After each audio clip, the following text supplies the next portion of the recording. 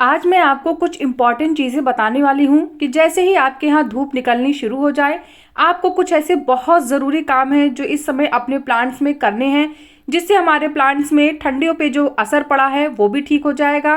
Plus हमारे जो plants हैं उनकी ग्रोथ भी बहुत ही तेज़ी से होगी। तो कुछ छोटी छोटी सी टिप्स हैं जिनको आप फॉलो करेंगे तो आपकी गार्डनिंग बेहद आसान और बेहद ही सक्सेसफुल हो जाएगी। तो ये क्या चीज़ें हैं, कैसे इनको फॉलो करना है, चलिए फिर वीडियो में बात करते हैं। हेलो एवरीवन, कैसे हैं आप सब लोग। लव फॉर गार्डनिंग में आप लोगों का बहुत बहुत स्वागत है। तो हम लोगों के एरिया में इस समय बहुत ही ज़्यादा ठंड पड़ रही है और लगभग 10 से 15 दिन बाद आज बहुत ही अच्छी धूप निकली है। कल भी धूप थी लेकिन इतनी बढ़िया धूप नहीं थी जितनी अच्छी आज की है। तो इसलिए मैंने सोचा कि अब गार्डनिंग के जो पेंडिंग काम थे उन्हें मुझे जल्दी से पूरा कर लेना चाहिए। तो उनमें से सबसे पहला काम है, इसमें बहुत ज़्यादा मात्रा में फंगस लगने के चांसेस बढ़ जाते हैं। तो ऐसे में अब हमें सभी प्लांट्स की अच्छे से गुड़ाई करनी होगी, भले ही उसमें मॉइस्चर हो या फिर वो ड्राई हो रही हो। आपको सभी प्लांट्स की हल्की हल्की सी गुड़ाई करनी होगी, 1 से 1.5 इंच की। देखिए मैंने अपने सभी प्लांट्स की गुड़ाई कर दी है और अब मैं आपको दिखाती हूँ कि अब नेक्स्ट स्टेप क्या करना है। गुड़ाई करने के बाद अब क्या करना है, तो हमें 24 घंटे के लिए अपने प्लांट्स को ऐसे ही गुड़ाई करके छोड़ देना है। अगर मिट्टी बहुत ज़्यादा ड्राई है तो फिर आप जो मैं अभी आगे बताऊंगी वो प्रोसेस कर सकते हैं, नहीं तो 24 घंटे के लिए आप अपनी मिट्टी को ऐसे ही गुड़ाई करके छोड़ दीजिए। और अगर 24 घंटे के बाद भी 1.5 से 2 इंच तक की सॉइल जो ऊपरी लेयर होती है वो ड्राई नहीं होगी तो फिर आप 2 दिन के लिए भी उसे छोड़ सकते हैं, क्योंकि जो ऊपरी 2 इंच की जो लेयर है उसे अब हमें अच्छे से ड्राई कर देना होगा। ड्राई करने से क्या होगा, जो उसमें बैक्टीरियाज वगैरह होंगे, इंसेक्ट होंगे, वो मर जाएंगे जब वो सन के कांटेक्ट में आएंगे। दूसरी बात, अगर आपके प्लांट्स में ओवर वाटर है तो वो भी ठीक होगा। अगर फंगस लग गया है तो वो भी गुड़ाई करने से हट जाएगा। अगर फंगस ज़्यादा मात्रा में लग चुका है तो फिर आप उतनी लेयर की मिट्टी को हटा दीजिए और उसकी जगह से दूसरी मिट्टी उसमें डाल दीजिए। तो आपको इंडोर आउटडोर जितने भी प्लांट्स हैं सबकी गुड़ाई करनी है, किसी भी प्लांट को अब नहीं छोड़ना है। ये बिल्कुल सही समय है क्योंकि सूरज अब बहुत ही अच्छे तरीके से निकलने लगा है, तो कुछ दिन में ये काम आप जल्दी जल्दी कंप्लीट कर लीजिए। इसके बाद हमें दूसरा काम क्या करना है, हमें अपने सारे पॉट्स को हटा हटा के अच्छे से उनकी सफाई कर देनी होगी। मैं ऐसा क्यों बोल रही हूँ, क्योंकि क्या होता है कि जब काफ़ी लंबे समय तक हमारे पॉट एक ही जगह पड़े रहते हैं तो बहुत से इंसेक्ट्स ऐसे होते हैं जो उसके नीचे अपना घर बना लेते हैं। तो ऐसे में हमें साफ़ सफाई करते रहना चाहिए। अगर आप रेगुलर नहीं कर सकते हैं तो कम से कम महीने में एक बार तो ये काम आप ज़रूर किया करिए। इससे हमारे प्लांट्स की हेल्थ भी अच्छी बनी रहेगी और आसपास गंदगी नहीं होगी तो इंसेक्ट भी ज़्यादा नहीं आएंगे। अगर आप चाहें तो अपने प्लांट की जो दिशा होती है वो भी चेंज कर सकते हैं।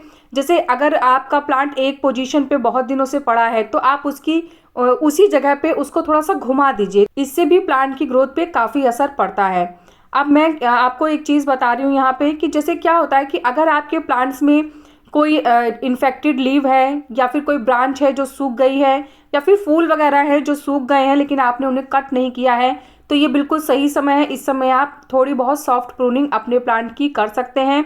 इससे हमारे प्लांट्स में फंगस वगैरह नहीं लगेगा, क्योंकि जो इन्फेक्टेड लीव्स या सूखे हुए फूल हमारे प्लांट में काफ़ी दिनों तक पड़े रह जाते हैं तो उससे भी हमारी मिट्टी में, हमारे पेड़ों में फंगस और इंसेक्ट लगने के चांसेस काफ़ी मात्रा में बढ़ जाते हैं। तो ये देखिए मैंने अपने सभी प्लांट्स की गुड़ाई कर ली है और गुड़ाई करने के बाद अब मैं साफ़ सफाई कर रही हूँ। एक एक गमले को हटा के और आप अच्छे तरीके से सफाई करिएगा। ये हमारी प्लांट्स के लिए काफ़ी अच्छा होता है, क्योंकि जब साफ़ सफाई होती है तो हमारे प्लांट्स की हेल्थ पे इसका बहुत ही अच्छा असर पड़ता है। तो सफाई करते समय अगर आपके प्लांट की मिट्टी या फिर वो लीव्स जो इन्फेक्टेड ना हो उनको आप इकट्ठा करके अपने उसमें डाल सकते हैं, जिसमें आप लीव्स कंपोस्ट वगैरह बनाते हैं तो वहाँ पे आप इसका यूज़ कर सकते हैं। लेकिन हाँ, अगर कोई इन्फेक्टेड लीव है, इन्फेक्टेड आपने ब्रांच काटी है जिसमें इंसेक्ट वगैरह है या फंगस है, तो फिर उसको आपको अपने जो कंपोस्ट बना रहे हैं उस बिन में नहीं डालना है। अब ये देखिए मैंने सारी धुलाई कर दी है, मैंने अपने पौधों की भी धुलाई की है, पूरे आसपास के एरिया की साफ़ सफाई की है। इससे अब हमारे प्लांट्स भी फ्रेश हो जाएंगे और जो गंदगी भरा माहौल हो गया था वो भी काफ़ी हद तक क्लीन हो जाएगा। ये काम अगर आप कर रहे हैं तो फिर आप मॉर्निंग टाइम पे करिएगा, जैसे प्लांट्स की धुलाई वगैरह, उनको साफ़ करना, नहलाना टाइप मैंने किया है सब कुछ। तो जब ये काम आप मॉर्निंग में करेंगे तो दिन भर में हमारे पौधे के ऊपर जो पानी पड़ा है वो अच्छे से सूख जाएगा, तो कोई इन्फेक्शन या कोई इंसेक्ट वगैरह भी हमारे प्लांट पे नहीं आ पाएगा। तो देखिए मेरे प्लांट्स कितने ही साफ़ सुथरे और सब क्लीन हो चुका है। अब इसके बाद जो नेक्स्ट स्टेप है मैं उसके बारे में आप लोगों से बात करूँगी। तो ये जो मैं दिखा रही थी ये मेरे नीचे वाले फ्लोर का पोर्शन है। अब मैं आपको ऊपर वाले फ्लोर पे ले चलती हूँ। वहाँ पे भी मेरे कुछ प्लांट्स हैं, तो मैंने उनकी भी गुड़ाई कर ली है। अब मैं इसकी गुड़ाई आपको दिखा नहीं पा रही हूँ क्योंकि अभी मैं उसको भी इंक्लूड करूँगी तो वीडियो मेरी बहुत ज़्यादा लंबी हो जाएगी। लेकिन मैंने ऊपर जितने भी प्लांट्स थे उन सब की भी अच्छे से गुड़ाई कर ली है। अब क्या करना है, देखिए जैसे गुड़ाई हमने कर ली तो जो मेरे ऊपर के प्लांट्स आप देख रहे होंगे ये थोड़े ज़्यादा ड्राई है। तो मैं यहाँ पे आपको वो चीज़ें दे के बता रही हूँ जो जो मुझे आगे चल के देनी है, क्योंकि ये ड्राई सॉइल है तो इसलिए मैं इसमें दे के बता रही हूँ। अगर आपकी सॉइल अभी मॉइस्चर मेंटेन होगी तो फिर आप उसमें ये चीज़ अभी मत करिएगा जब तक आपकी सॉइल अच्छे से ड्राई ना हो जाए। कम से कम 1.5 से 2 इंच तक की ड्राई जब तक हो जाएगी तभी हमको फिर ये नेक्स्ट प्रोसेस करना है। तो इसके लिए मैंने 1 लीटर पानी लिया है और 1 लीटर पानी में मैंने 1 से 1.5 ग्राम फंगिसाइड मिक्स कर लिया है। तो ये साफ फंगिसाइड है। अगर आपके पास साफ फंगिसाइड नहीं है तो आप यहाँ पे दालचीनी का पाउडर भी इस्तेमाल कर सकते हैं, वो भी बहुत ही अच्छा फंगिसाइड होता है। तो हमें क्या करना है, इसको मिक्स करके अपने प्लांट में दे देना है। तो मैं ये पूरा पानी इसमें डाल दूंगी क्योंकि ये मेरा 14 इंच का पॉट है और 14 इंच के पॉट में 1 लीटर पानी आराम से चला जाएगा और अच्छे से मेरी मिट्टी के अंदर अगर कोई फंगस होगा तो वो भी ठीक हो जाएगा। तो ये प्रोसेस आपको हर उस प्लांट में कर लेना है जिसकी 1 से 1.5 इंच की मतलब 2 इंच तक की सॉइल ड्राई हो।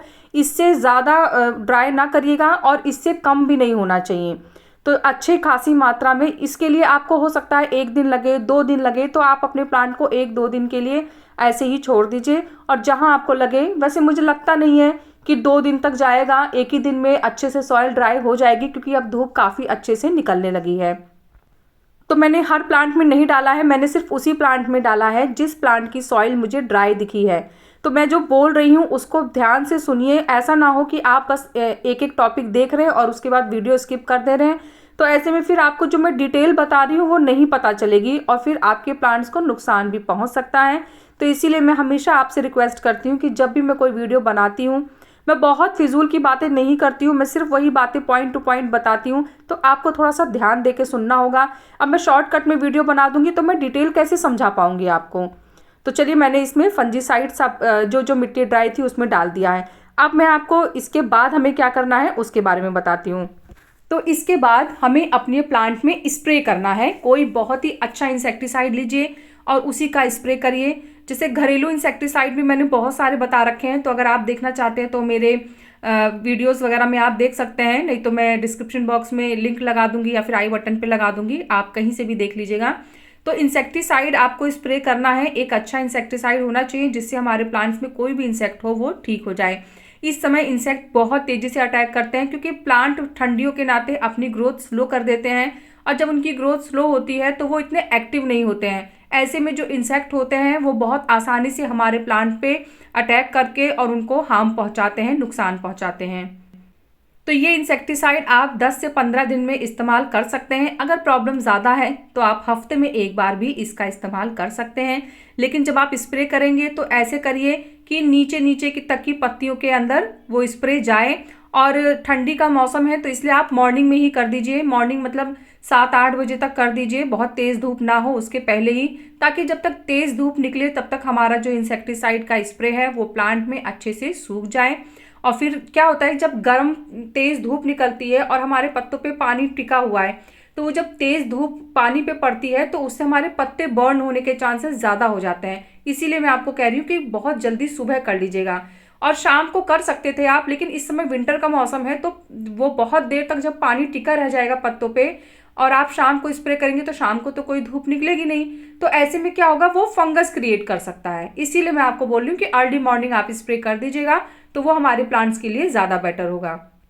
तो अब चलिए थोड़ी सी खाद की बात कर लेते हैं। हमने स्प्रे कर लिया, फंजीसाइड डाल दिया, गुड़ाई भी हमने अपने प्लांट की अच्छे से कर ली है और साफ सफाई भी हो गई है। तो अब यहाँ पे नंबर आता है खाद का। तो इस समय हमें अपने प्लांट की ग्रोथ तेज करनी है तो यहाँ पे हमें नाइट्रोजन रिच फर्टिलाइजर अपने प्लांट को देना होगा। तो जो नाइट्रोजन रिच फर्टिलाइजर होते हैं उनमें से एक तो है वर्मी कंपोस्ट, तो वर्मी कंपोस्ट का लिक्विड खाद आप देंगे ना, तो लिक्विड खाद जो होती है वो तेजी से वर्क करती है। और इस समय ग्रोथ रुकी हुई है प्लांट्स की या फिर बहुत धीमी हो गई है, तो ऐसे में वर्मी कंपोस्ट या गोबर की खाद की जो लिक्विड फर्टिलाइजर होती है वो बहुत ही अच्छे से वर्क करती है। तो ये कैसे बनाते हैं इससे रिलेटेड वीडियो भी मैं बना चुकी हूँ, तो आप मेरे चैनल पे देख लीजिएगा। और अगर आप चाहें तो इसके अलावा एक खाद और है, मैं उसके बारे में भी आप लोगों को बताती हूँ।